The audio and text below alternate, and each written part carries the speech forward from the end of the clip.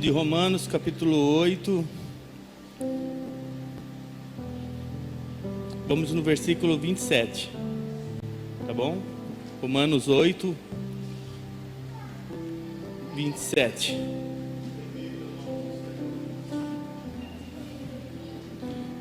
Vai dizer assim a palavra do Senhor: e aquele que examina os corações, ele sabe qual é a intenção do Espírito. É ele que, segundo Deus, intercede pelos santos. E sabendo que todas as coisas contribuem juntamente para o bem daqueles que amam a Deus, daqueles que são chamados por seu decreto. Porque os que dantes conheceu também os predestinou para serem conforme a imagem de seu Filho, a fim que ele seja o primogênito entre muitos irmãos. E aos que predestinou, a esses também chamou.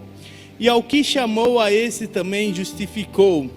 E aos que justificou, a esses também glorificou. Vamos orar. Senhor, eu te agradeço por mais um dia em tua casa, Pai. Nós queremos ouvir a tua voz, queremos sentir a tua presença, queremos sair daqui mais cheio de ti, Pai. Queremos sair daqui com o coração transformado por ti.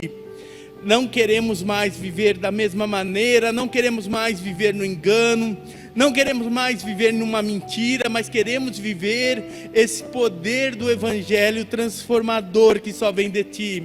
Então vem com a tua palavra, Pai, e vem e fala aos nossos corações, transforma, Senhor, as nossas vidas, faz daquilo, Senhor, que é a tua vontade, Senhor, Senhor, que a tua vontade seja estabelecida nesse lugar. É o que pedimos, Pai, no nome do Senhor Jesus Cristo, amém. Aqui um trecho de Romanos, que é bem conhecido, porque todas as coisas cooperam para o bem daqueles que amam a Deus e são chamados por seu decreto. Mas esse é um dos textos que eu vejo na Bíblia Sagrada, que é muito conhecido, nós sabemos bastante ele, ouvimos bastante ele, mas muitas vezes nós não entendemos ele. É como uma vez eu fiz numa pregação, eu fiz como uma peça, assim, um combinado. Eu falei: quem consegue falar a ordem dos livros do Novo Testamento? Eu lembro que a minha prima Nelise, ela levantou a mão e falou: eu consigo falar. E ela veio aqui na frente e falou a ordem dos livros do Novo Testamento. Não sei se você lembra desse caso. Aí ela falou: Mateus, Marcos, Lucas, João, Atos, Romanos, Coríntios, Gálatas, Efésios, Filipenses, Colossenses, Tessalonicenses. E foi tudo. Aí eu falei: você conseguiu, ganhou um prêmio. Eu dei uma bala para ela. E ela foi sentar. Aí após ela ir sentar, eu falei: vem aqui agora, quem consegue falar o livro, ou terminar esse versículo? O Senhor é meu pastor. E isso aí é mais, se falar a ordem dos livros do Novo Testamento e terminar esse versículo, vocês vão concordar que a dificuldade do segundo é muito menor, é muito mais simples. A maioria das pessoas não precisa ser uma pessoa que tem uma religião, uma pessoa que vai na igreja, conhece esse versículo. Eu lembro, veio um irmão que hoje mora em outra cidade, ele veio aqui, citou, aí em vez de eu dar a mesma bala, eu dei um monte de prêmio para ele, um monte de chocolate, e as pessoas ficaram olhando, falando: nossa, que injustiça. Eu disse: exatamente, o reino dos céus funciona dessa maneira, não é pelo que eu faço, e sim pelo aquilo que ele quer fazer por nós. Então existem algumas leis, algumas coisas no reino do Senhor. E eu dei esse primeiro exemplo para a gente entrar na palavra, para a gente entender que a palavra do Senhor, o reino do Senhor não funciona da maneira que eu penso. E a gente vive numa geração de opiniões fortes. E quem acessa as redes sociais sabe o que eu estou falando. Cada um em seu determinado aspecto, no seu mundo, pensa de uma maneira. E eu sou livre de pensar dessa maneira, e eu vou viver dessa maneira, e é verdade, eu sou livre de viver dessa maneira. Mas se eu quero deixar de viver da minha maneira e viver conforme o reino do Senhor, eu preciso esquecer os meus princípios e viver os princípios do Senhor, que são mais altos. Por isso que muitas vezes nós estamos patinando e não vai para frente, não vai para trás, é a mesma coisa, e vem culto, falta culto, vem ano, falta ano, acontece, desacontece e parece que é a mesma coisa. É que muitas vezes eu estou vivendo os meus princípios, e o Senhor nos dá o livre-arbítrio de eu viver minha vida como eu quero. Eu aprendi uma frase que diz: a semeadura, ela é livre, mas a colheita, ela é obrigatória. Eu não posso querer semear uma fruta, uma árvore, uma maçã, uma laranjeira, e querer colher o outro fruto. O que eu semear, aquilo eu vou colher. Se eu vou semear os meus princípios, será uma colheita. Mas eu tenho certeza, se nós, a partir dessa reunião, a partir dessa noite, começarmos a semear nos princípios do Senhor, a nossa colheita vai ser pelos princípios do Senhor em nossas vidas. Não dá para comparar a minha colheita das minhas obras do que a vontade do Senhor, não dá nem para comparar.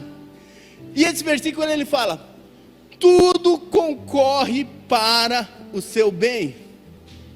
Agora, vamos pensar de hoje, da data de hoje, de um ano atrás. Pense em tudo o que aconteceu na sua vida, em tudo o que aconteceu na minha vida, tudo que eu passei, tudo que aconteceu, lutas, dificuldades que passamos. Olhar tudo isso, colocar na balança e falar: tudo isso é para o meu bem, porque eu amo a Deus, é difícil. Porque tem situações que eu não gosto nem de lembrar, e eu acho que você deve ter situações assim. Tem situações que eu olho para o meu passado e eu falo: Senhor, eu queria apagar essa aí da minha vida. Porque quando eu lembro, me causa uma dor, me causa uma aflição, me causa algo ruim. Mas eu quero dizer para você uma frase que eu aprendi hoje: não podemos viver por resultados, nós devemos viver pelos princípios do Senhor. Eu sei que nós vivemos numa geração de resultados. Pode ver, nós somos espertos, as pessoas são espertas, que é um resultado automático. Se você criar um vídeo no YouTube colocando "fique rico em 10 minutos", isso vai ter muito resultado, porque a turma fala: fique rico em 10 minutos, eu vou ver esse vídeo, eu vou ver, vou aplicar e vou ficar rico em 10 minutos, porque o resultado importa muito. É como eu lembro quando eu fazia faculdade, e a gente tinha uma prova de programação, uma das primeiras provas, e eu tinha estudado muito, eu estava dominando a matéria, mas todos meus amigos, relaxados, não estudaram. Aí o que eles queriam? O resultado. E a gente meio que sentou, eu estou até confessando para minha mãe, meu pai, tudo, e confessareis as vossas culpas uma outra. Aí nós sentamos tudo no canto lá, cada um no seu computador, lá na faculdade. Eu fui o primeiro que fiz minha prova. Peguei o pendrive, joguei assim para trás, e o outro pegou, colocou, e fez a prova, e jogou para trás, e colocou, papai, e passou. Aí o resultado, eu tirei 10. Mas o menino que sentou atrás de mim, tirou 10. O outro que sentou atrás de mim, atrás desse, tirou 10. E o outro sentou lá, tirou 10. Tirou 10. Agora imagine, como o professor não fosse perceber. Ele olhou assim, todo mundo a mesma nota, todo mundo aprova 10. O professor olhou assim: não, alguma coisa não está batendo. E o que ele fez? Zerou a prova todo mundo, e a gente marcou uma outra prova para fazer. E teve que fazer. Por que isso? Tudo isso? Porque todo mundo que estava sentado lá queria um resultado. Mas eu tinha colhido, e na minha casa eu tinha estudado, tinha feito. Eu não quis um resultado automático. Mas eu olhei a situação deles, eu vou ajudar eles, porque todo mundo tira 10 e depois eles estudam. Então a gente tenta dar esse jeito, essa maneira de querer um resultado. Não é porque o menino lá que colou tirou 10 que estava certo. Mas alguém pode falar: mas funcionou, ele tirou 10. Mas não é porque você teve um resultado é que está funcionando. Eu estou dando um exemplo simples. para a gente da faculdade, de um caso que eu vivi. Mas isso é o que acontece muitas vezes na nossa vida. Nós sabemos que tudo concorre para o bem, e quando ele fala que tudo concorre para o bem, ele não está falando que tudo que eu gosto é para o meu bem, mas eu foco apenas em resultados positivos. Faça um balanço na sua semana. A gente faz um balanço da semana e fala assim: a semana foi muito difícil, muita luta, muito problema, muita perda de dinheiro, muita dificuldade, e isso aconteceu, que tristeza. E eu esqueço, falo assim: teve problema, teve dificuldade, mas eu sei que todas as coisas cooperam para o meu bem, porque eu amo a Deus. Quando eu começo a entender esse princípio do Senhor, a minha vida para de ser uma vida frustrante e começa a ser uma vida de esperança naquilo que Deus vai fazer na minha vida. Eu vou entrar em alguns exemplos de alguns homens de Deus, da Bíblia Sagrada, e você vai entender. Se a gente pegar a vida de José, quanto mais fiel a Deus ele era, mais difícil a vida dele ficava. Na casa dele, eu não encontro uma repreensão dos seus pais.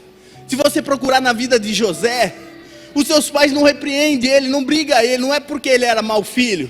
Ele era um filho bom, ele era um filho ali que dava orgulho para os seus pais. Quando ele vai obedecer aos seus pais, vai ser fiel aos seus pais, ele acaba sendo vendido. Na casa de Potifar, por ele ser fiel, ele foi na cadeia. E na cadeia, por ele ser um bom homem lá, até na cadeia ele foi um homem ali, exemplo, que teve a chave da cadeia. Imagina, um preso com a chave da cadeia. Ali na cadeia, o copeiro que foi livre esqueceu dele. Olhando esse ambiente, não parece que tudo está dando mal? A gente sabe a história de José, que Deus vai levantar ele. Mas a cada dificuldade que vinha na vida dele, cada problema que vinha na vida de José, cada acusação injusta que ele teve, cada mentira que levantaram sobre a vida dele, ele sabia: tudo concorre para o meu bem, para o meu propósito. E o nome de José foi mudado para Salvador do mundo. E ele foi o homem que fez o plano ali dos alimentos, que trouxe ali o sustento para toda a terra, porque esse era o propósito de José. Entende? Então, quando eu entendo o meu propósito, essas dificuldades que eu estou vivendo não pode ser o meu foco mais. Porque José, ele ia para baixo cada vez mais. De um filho ali que tinha tudo bom e do melhor, ele acabou sendo preso. Da casa ali, ele servindo como um escravo, acabou indo ali para a pior cadeia do mundo, para o pior lugar. Mas naquele lugar, que talvez todo mundo esqueceu até do nome dele, onde talvez as pessoas acharam que ele estava até morto, Deus falou: chegou o tempo de fazer na vida de José tudo aquilo que ele foi fiel, tudo aquilo que ele plantou. Agora vai vir o tempo da colheita na vida de José. Então não importa o quanto tempo eu esteja nessa situação lá no lamaçal, se eu estou nos princípios do Senhor, eu sei que Deus vai virar essa história da minha vida. Quanto tempo você está esperando? Quanto tempo eu estou esperando?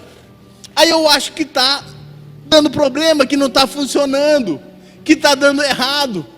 Mas é melhor, entre aspas, dar dando errado nesse mundo físico e eu estar no princípio do Senhor, do que estar dando certo aos olhos humanos, fora do princípio. Davi, ele era um homem segundo o coração de Deus. Nós cantamos a música: eu quero ser como Davi. Mas no dia que ele saiu do princípio, no dia que ele tentou dar um jeito, e o jeito dele deu certo, porque ele queria ali enganar as pessoas, ele matou um soldado para ficar com a Betseba, ele fez todo um esquema que funcionou, ele desobedeceu a Deus. Mas enquanto ele esteve ali no princípio do Senhor, fugindo de Saul, estando ali no meio da caverna, sendo desprezado pelos seus irmãos, Deus estava honrando a vida dele. Eu não estou dizendo assim: Deus vai dar uma vida difícil para você, para te abençoar. Não, eu estou dizendo: Fique nos princípios do Senhor, fique naquilo que Deus te colocou, não mude, porque Deus tem o melhor para nossas vidas. Se eu quero sair dessa situação, não é dando um jeitinho brasileiro, porque não tem, tudo o brasileiro fala que o brasileiro dá jeito para tudo, e faz um gatunete, e põe ali o imposto, tudo o brasileiro gosta de dar um jeito, mas eu não quero mais viver no jeitinho, naquilo que eu acho para facilitar uma situação. Eu quero viver os princípios do Senhor. Eu quero ser fiel ao Senhor em todos os momentos, porque eu sei que uma hora a minha bênção vai chegar, o propósito de Deus vai se cumprir. E ele fala o versículo: todas as coisas concorrem juntamente para o bem daqueles que amam a Deus, daqueles que são chamados para o seu decreto, do seu propósito. Então quando você nasceu, Deus falou: esse é o propósito dela, esse é o propósito dele, esse é o propósito dessa pessoa, esse é o propósito. Então a sua vida não foi uma vida aleatória que nasceu, é uma vida com um propósito que Deus fez nessa terra. Precisamos olhar e falar assim: Deus, talvez eu tenha me perdido no meio do caminho, talvez as minhas decisões foram erradas e eu não sei mais para onde ir. Sabe, você está assim perdido numa cidade, e procura a placa, procura uma referência, e você fica dando volta, e o GPS recalculando, é horrível andar assim. Às vezes a gente tem que parar e falar assim: Senhor, aonde está essa nuvem que me guia no deserto, Senhor? Aonde está essa coluna de fogo que me guia na noite fria? Quando eu parar e falar assim: Senhor, eu não quero mais depender daquilo que eu acho, eu quero depender dessa nuvem que me dá essa proteção, essa coluna de fogo que esquenta, que me aquece, dessa noite fria. O Senhor vai nos guiar, Ele não nos abandonou, Ele não abandonou assim para você viver aleatoriamente, Ele quer o melhor para a sua vida. Deus tem o melhor. Se a gente colocar o amor de Deus, a gente balancear o amor de Deus pelo aquilo que vivemos, eu olhar assim: o amor de Deus, Deus ama mais esse porque esse tem uma vida boa, Deus ama menos esse porque esse tem uma vida ruim. Eu posso chegar à conclusão que o apóstolo Paulo não era amado por Deus, porque olha o que a Bíblia fala, Atos 9:13. Olha o que a Bíblia fala de Paulo. Não devemos achar que o que eu estou vivendo é o que demonstra o amor de Deus. O amor de Deus é imutável, é maravilhoso para nossas vidas. Atos 9, versículo 13, diz assim: e respondeu Ananias: Senhor, há muito ouvi acerca desse homem, quantos males tem feito aos teus santos em Jerusalém. E aqui tem poder dos principais dos sacerdotes para poder prender a todos que invocam o teu nome. Disse-lhe, porém, o Senhor: vai, porque esse é para mim um vaso escolhido para levar o meu nome diante dos gentios e dos reis dos filhos de Israel, e eu lhe mostrarei o quanto ele deve padecer, não sei como que fala aqui, sofrer pelo meu nome. Deus está falando: vai lá, eu estou escolhendo ele, porque eu vou mostrar para ele o quanto ele tem que sofrer. Se isso é o meu chamado, eu talvez ia querer fugir. Fala: Deus, o Senhor está me escolhendo para um sofrimento, o Senhor está me escolhendo para padecer uma situação, para padecer isso. Mas eu tenho certeza pelos escritos, pelas cartas que Paulo nos deixa, que todo o sofrimento que Paulo teve, quando ele chega no final da carreira, ele fala: acabei a carreira, guardei a fé, valeu a pena tudo que eu passei pelo Evangelho, valeu a pena ser fiel ao Senhor. E no meio de uma cadeia, de uma masmorra, ele escreve: alegrai-vos no Senhor. Outra vez eu digo: alegrai-vos, regozijai-vos no Senhor. Porque ele não vivia por uma situação momentânea, ele vivia pelo propósito de Deus. Não é a situação, Não ache que você está sendo pouco amado porque está vivendo uma situação difícil, porque você teve o pior ano. Não. Paulo viveu também, mas colheu os frutos, colheu tudo aquilo que o Senhor tinha para ele.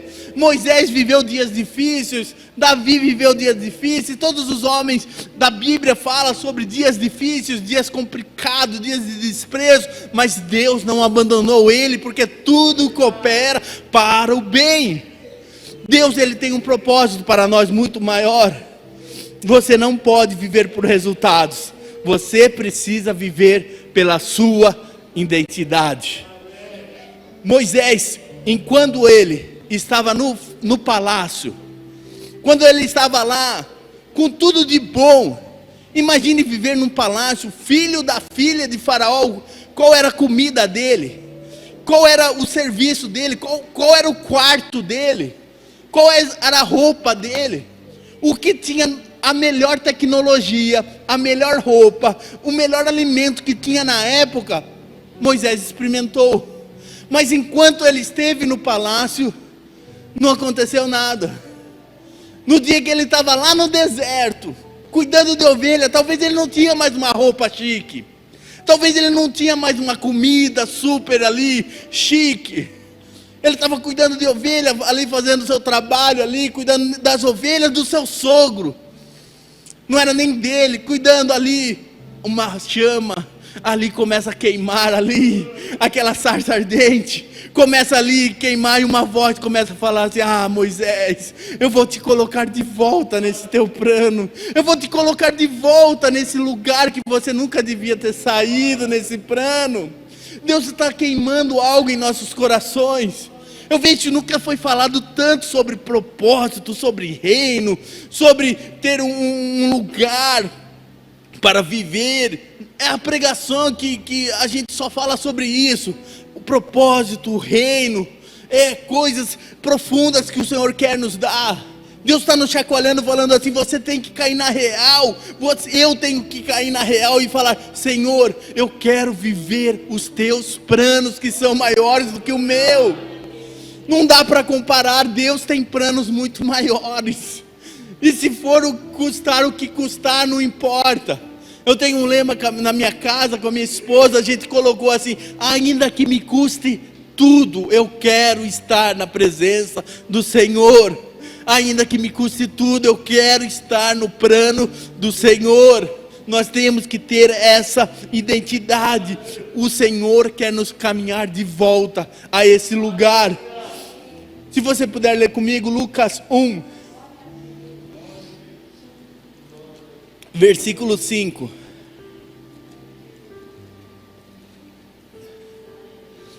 Lucas 1,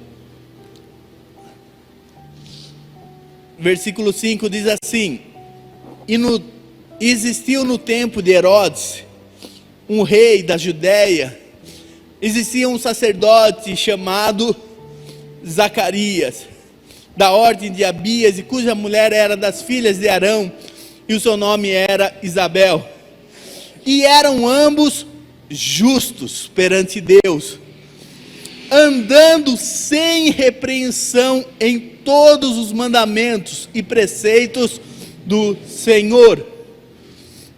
Olha só que vida que eles tinham. E não tinham filhos, porque Isabel era estéril, e ambos eram avançados em idade.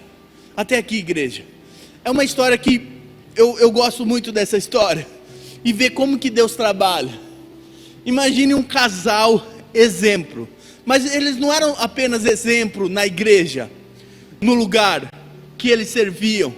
Eles eram irrepreensíveis na sociedade, no trabalho, aonde eles iam, ninguém tinha o que falar da vida deles.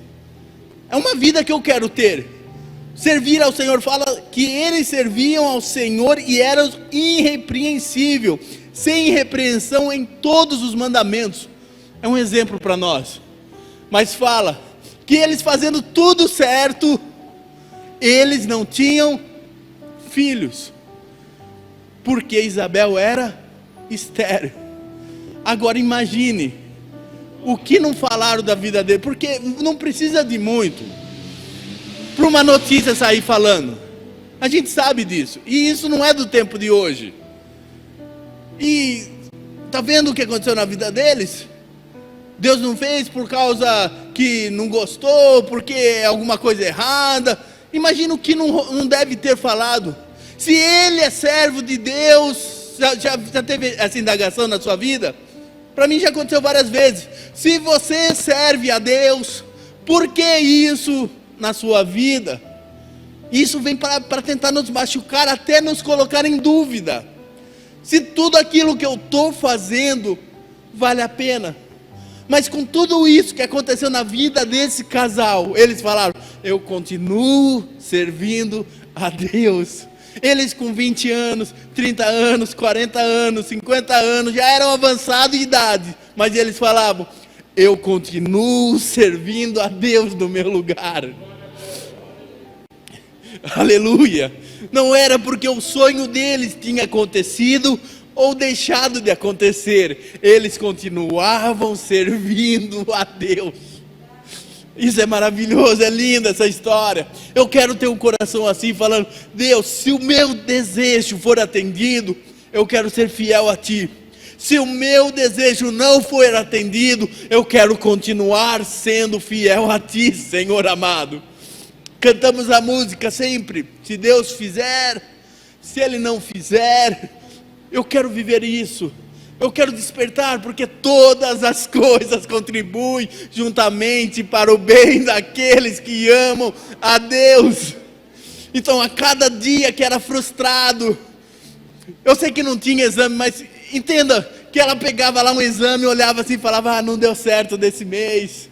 A cada dia que passava, que era uma frustração, ela falava: mas todas as coisas contribuem para o bem daqueles que amam a Deus. Esse é o pensamento daquele que quer ser fiel a Deus. Não tem aqueles 3 jovens, Sadraque, Mesaque e Abednego, quando iam ser jogados na fornalha, eles falaram: se Deus quiser, Ele me livra da fornalha. Se Ele não me quiser, a gente morre, mas a gente morre honrando o nome do Senhor. Não é a fornalha que vai mudar, não é uma frustração em minha vida que vai me mudar. Eu sou pautado pelos princípios do Senhor. Eu não sou movido pela situação, circunstâncias. Eu sou movido pelos princípios de Deus. Ah, que fé inabalável. Vamos continuar. Versículo 8. E aconteceu que, exercendo ele o sacerdócio diante de Deus, na ordem da sua turma, segundo o costume sacerdotal, coube-lhe em sorte entrar no templo do Senhor para oferecer o incenso. E toda a multidão do povo estava fora orando a hora do incenso. Versículo 11. E um anjo do Senhor lhe apareceu, posto em pé à direita do altar do incenso. E Zacarias, vendo, turbou-se e caiu sobre ele um temor. Mas o anjo lhe disse: Zacarias, não temas, porque a tua oração foi ouvida. Isabel, tua mulher, dará luz a um filho, e porás o nome dele de João.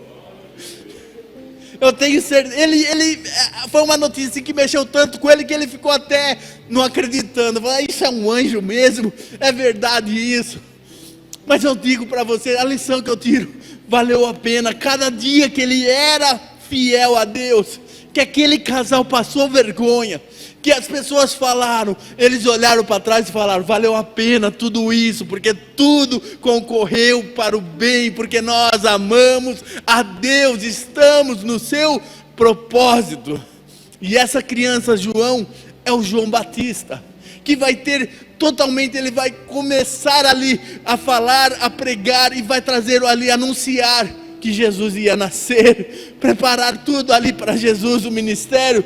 Tudo começou com a vida de um casal, 2 pessoas, um homem e uma mulher, dizendo: vamos ser fiel a Deus, mesmo sendo frustrado todo mês, todo exame que eles pegavam ali negativo, mas eu sou pautado pelos princípios, não pela situação. Eu não sou feliz porque eu tenho ou não tenho, eu sou feliz porque eu tenho esse princípio do Senhor, que eu amo ao Senhor e tudo coopera para o meu bem, porque eu amo ao Senhor. Que Deus te abençoe, igreja, que você possa viver isso em sua vida, independente se está acontecendo aquilo que eu quero, independente se está sendo um ano péssimo, eu posso dizer, isso é para o meu bem, porque todas as coisas cooperam para o bem daqueles que amam a Deus. Que Deus abençoe no nome do Senhor Jesus Cristo.